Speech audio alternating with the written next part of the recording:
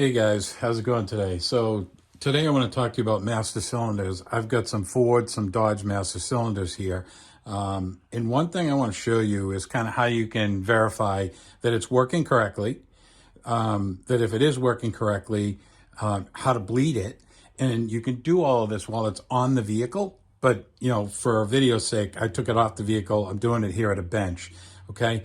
So to do this kind of stuff, you're going to need some things. You're going to need some brake lines, some fittings. I get all this kind of at the junkyard, not the brake lines, but the fittings, because you can get this plastic stuff at your auto parts place, but they don't always have what you need. So I suggest you get to a junkyard, you can grab some master cylinders, grab some fittings, and then you can make up what I'm going to show you I've made up and how to test master cylinders. So let's get this started, and we'll see what we can do.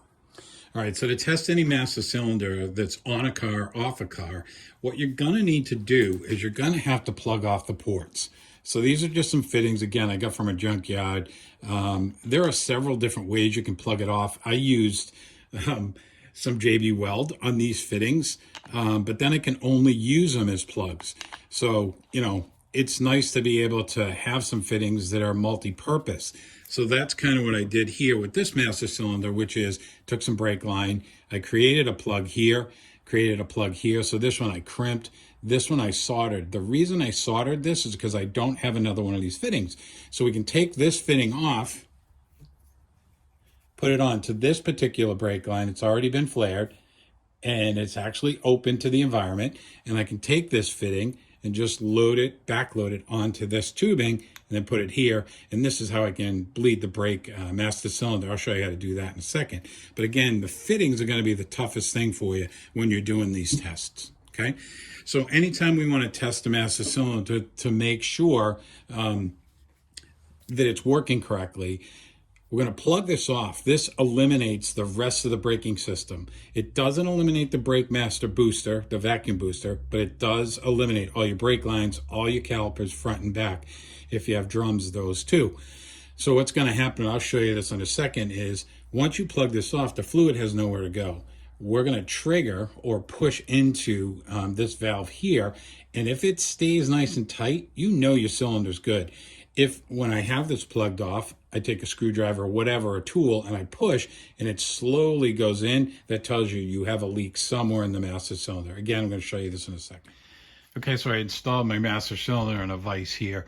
I've got two plugs on here. So imagine this is on the vehicle. I've plugged off the brake lines. So this has a mechanism here that goes into your vacuum booster. It's got a shaft that this is what you trigger when you step on the brake pedal. On this particular master cylinder, it's actually internal. So there's a shaft that comes from the booster that triggers this and it pushes it in. So for now, we're just going to use this one. I'm going to show you what a good master cylinder looks like. So imagine you're pressing on the pedal inside the vehicle. When I push on this, it should not move. And right now I've got just a little bit of play, but this is good. Okay, but it's not going any further than this. So imagine I'm pushing on the brake pedal. So for those of you, when you step on the brake, if it's hard initially and then all of a sudden it drops to the floor, this shaft will continue on. I'm going to simulate that next. All right, so this is what I was talking about. So I took off the plugged fitting, which is this one. I installed this fitting here. So this allows brake fluid to come through this tubing. And what I've done with this other one, because I don't have another fitting, is this is the blocked fitting. I'm just going to drop this off here. I'm going to place this on here, slides up against the flared end, and then we're going to install this here. And that's what I'm going to do next. Okay, so now I have my fittings, my tubing that's going to allow brake fluid through here into this tubing back into the master cylinder. So conveniently, this is also how you bleed a master cylinder or bench bleed it. That's a term you'll probably hear. So I'm going to hold this in place. And what you're going to notice is when I push this, fluid will then enter the master cylinder through the two different ports. Hopefully you can see that I'm actually pushing down. And you can see how much more the shaft moves. So now imagine you're in the vehicle, and if I had a failing master cylinder and I had plugs instead of allowing the brake fluid through here, what would happen is if there were plugs, it should stop right here. But what happens is Now, because it's leaking inside the master cylinder, it allows more travel and then slowly bottoms out. So again, that's how you can tell if it's a bad master cylinder, if it continues to travel after you've plugged it off. Now you've ruled out your brake lines and, either ruled out your master cylinder, or, so let's say you do this, it holds tight when you have the plugs. Now you can suspect brake lines, or maybe your ABS module has air in it. But again, this is one way to rule out that master cylinder. And also brake bleeding, bench bleeding it. So right now I'm just going to keep doing this until eventually there's no air in the lines, which we don't see. And now we're good. We can reinstall this master cylinder and we should be good to go. At this point, if you made it this far and this video has helped you, a like, a subscribe would be great. Let's see what we can do if there's anything else I got to finish up with. All right, I got two more things to show you. Just to recap, I put the plugs back in just so you can see the travel or non-travel. So again, this is a good master cylinder. It's not traveling at all. So that's good. So what I want to do next is I'm going to take apart a master cylinder and show you what's happening inside, what it looks like. All right, so I got it mounted in a vise. Gonna need a pair of snap ring pliers because we're gonna have to take this snap ring out. Now, I would recommend that if you can, get as much of the brake fluid out as you can because there's gonna be some inside of this cylinder. I've already taken this apart. Hopefully there isn't too much left inside of here, but what I'm gonna do is take my snap ring pliers. We're gonna compress this. Be really careful because once you release this pressure, this is coming back. It's not crazy hard, but it's gonna come back at you. So I'm gonna open this up and you can see how it just pops out on us. So now I'm going to carefully remove this. And this is nice and tight. You can hear it.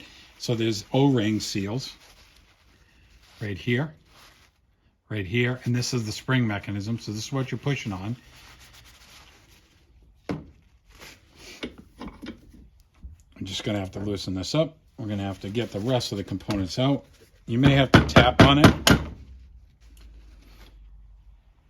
Hopefully you can see this. Sometimes you can pull it out. I'm just going to use a screwdriver. Obviously you don't want to score this up, but I'm not reusing this one, so I don't care.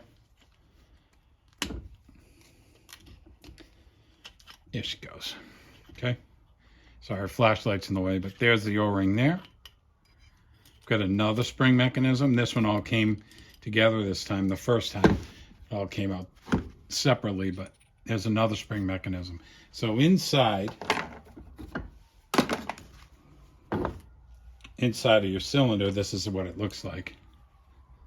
Okay, so you've got a seal here and a seal here. So when we compress this, you're basically moving the fluid. Sure, and that works. You're moving the fluid through the chambers. So it's going to draw it in, push it out. Let's try this again. So imagine we're pushing on this assembly, and as we push, this seal is going to seal this chamber off, so it's going to push the brake fluid out to the brake lines. This one is also going to move, so it's going to begin to seal off this one here, but eventually what's going to happen is we'll get to a point, and then this seal will actually push the brake fluid through, so it compresses it. So again, we'll just slide this right back in. Nice and tight, which is how it should be. And that's what we would be doing right there. You don't ever really want to just push on this like I am right now without brake fluid in there, because you could damage those O-rings. It's still kind of lubricated, so it's okay. But again, I'm not going to use this one. This is just for show and tell. Okay? To reassemble it, we're just going to attach a snap ring, push, put it in. Okay? So that's for now. I hope this helps somebody out there. I know I watch a couple videos. There's some really good videos out there, guys, doing this. This is my take on it. Hopefully this helps. You guys have a great one. Have a good New Year as well.